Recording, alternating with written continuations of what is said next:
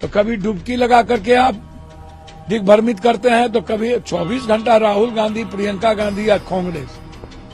तो इतना नाम तो ये भगवान का लेते तो बेहतर पार हो जाता। एमएसपी कब लाइएगा, इस पर चर्चा। महंगाई कब खत्म होगी, तो महंगाई पर चर्चा नहीं कीजिएगा। सूप बाजे तो बाजे, छलनियों बाजे, हमाम में सब नंगे, बड़े मियाँ तो बड़े मियाँ, छोटे मियाँ सुहाने। इनको रोपिएगा वैसा पाइएगा, रोपिएगा बबूल, खाइएगा खजूर। बीजेपी से आप डेमोक्रेटिक रास्ते की उम्मीद मत करिए और न ही अरविंद भाई से करिए। आदरणीय नरेंद्र मोदी जी ने ही शुरू किया है। देखिए एक बात समझिए, जैसा रोपिएगा वैसा पाइएगा, रोपिएगा बबूल, खाइएगा खजूर। तो अपने लोगों को छोड़ के अरविंद जी बीजेपी को ला करके दिए तो बीजेपी तोड़ेगी। बीजेपी का तो धंधा ही है, फूट डालो, शासन करो। पहले शिंदे को फिर लात मार के भगा दिया, उद्धव ठाकरे जी के परिवार को भगाया, रेड्डी को भगाया, नीतीश कुमार को कई बार टीच किया, चिराग पासवान को भगाया, रामविलास जी अम्बेडकर के फोटो को फेंक दिया, परिवार में फूट करके उसके भाई को ले लिया, अब उसके भाई को लात मार के भतीजा को ले लिया। तो इनका तो महबूबा मुफ्ती के साथ देख लीजिए, जिस पर तुष्टीकरण की राजनीति का आरोप लगाता, उसके साथ ये समझो ये कुछ भी कर सकते हैं। ये बेंगलोर में सरकार गिरा दिया था, ये मध्य प्रदेश में सरकार गिराया, तोड़ दिया, ये कुछ भी कर सकते हैं। आप इसको समझ लीजिए। बीजेपी से आप डेमोक्रेटिक रास्ते की उम्मीद मत करिए और न ही अरविंद भाई से करिए। सूप बाजे तो बाजे, छलनियों बाजे, हमाम में सब नंगे, बड़े मियाँ तो बड़े मियाँ, छोटे मियाँ सुहान अल्लाह। इनको बात करनी चाहिए अमेरिका के ट्रंप राष्ट्रपति के बारे में, जिसने मेरी बेटी, बहन, मेरे भाई, मेरे पिता सबको अपमानित किया, जंजीर पिना दिया, देश का रेस्पेक्ट खत्म कर दिया। दुनिया में हम गौरवान्वित होते थे, चाहे वो नेहरू जी हो, लाल बहादुर शास्त्री हो, जय जवान जय किसान, चाहे ताशकंद की याद आए, चाहे सरदार पटेल की बात हो, इंदिरा गांधी हो, अटल जी हो, हम लोग गौरवान्वित होते थे। आज हमें दुनिया में सबसे छोटा कर दिया, हम उसकी बात नहीं करते। इतनी घिनौनी हरकत अभी तक हम अमेरिका के यहाँ एम्बेसी को रखे हुए हैं, बंद कर देना चाहिए, जवाब देनी चाहिए। हम उसकी बात नहीं करते हैं। आप अपने 11 साल के कामों की बात, वादों की बात, नोटबंदी क्या हुआ, अन्य चीजें की क्या स्थिति है, उस पर आप चर्चा नहीं करते हैं।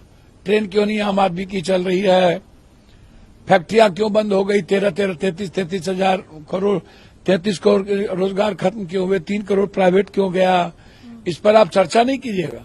एमएसपी कब लाइएगा, इस पर चर्चा। महंगाई कब खत्म होगी, तो महंगाई पर चर्चा नहीं कीजिएगा। सबसे ज्यादा महंगाई दुनिया में बढ़ी हुई है, दाल और सब्जी नहीं खा सकते हैं, तो कभी डुबकी लगा करके आप दिग्भ्रमित करते हैं, तो कभी 24 घंटा राहुल गांधी, प्रियंका गांधी या कांग्रेस। तो इतना नाम तो ये भगवान का लेते तो बेहतर पार हो जाता। जितना 3 बार आप कहते हैं पीएम है, तो फिर गाली देने की क्या जरूरत। 3 बार पीएम रहने के बाद यदि हिंदू खतरे में है, तब तो हमको चुल्लू भर पानी में डूब के मर जाना चाहिए।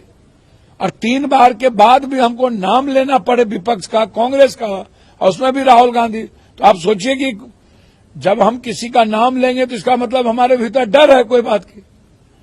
तो देश के पीएम को डर हो 3 बार पीएम बनने के बाद, और देश के मुद्दों पर बात नहीं, करेंसी पर बात नहीं, जीडीपी पे बात नहीं, पर कैपिटा इनकम पे बात नहीं, एजुकेशन और हेल्थ पर बात नहीं, 1 नेशन 1 एजुकेशन पे बात नहीं, फैक्ट्रियां कैसे निर्माण होगा, बिहार को आप विशेष पैकेज कब दोगे, झारखंड का जीएसटी कब दोगे, इस पर कोई चर्चा नहीं।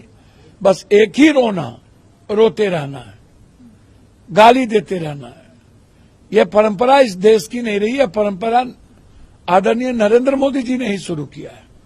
तो इसका मतलब है कि नरेंद्र मोदी जी सबसे डरपोक पीएम बने और हमारी सारी पॉलिसी खत्म हो गई। नेपाल से भी डरे, बांग्लादेश में एएसआई का चीफ जाके बैठ जाता है, उस पर चर्चा नहीं होती।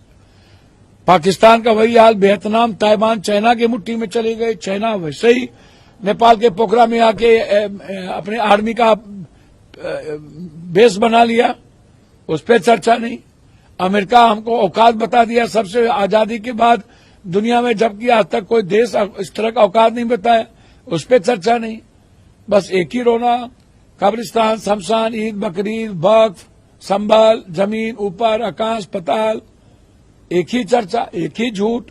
144 साल के बाद कुंभ लगा, हर 12 साल के बाद कुंभ लगा। कम से कम 3, 4, 5 हजार, 10 हजार के लगभग लोग मर गए। तो आप इसको समझिए ना।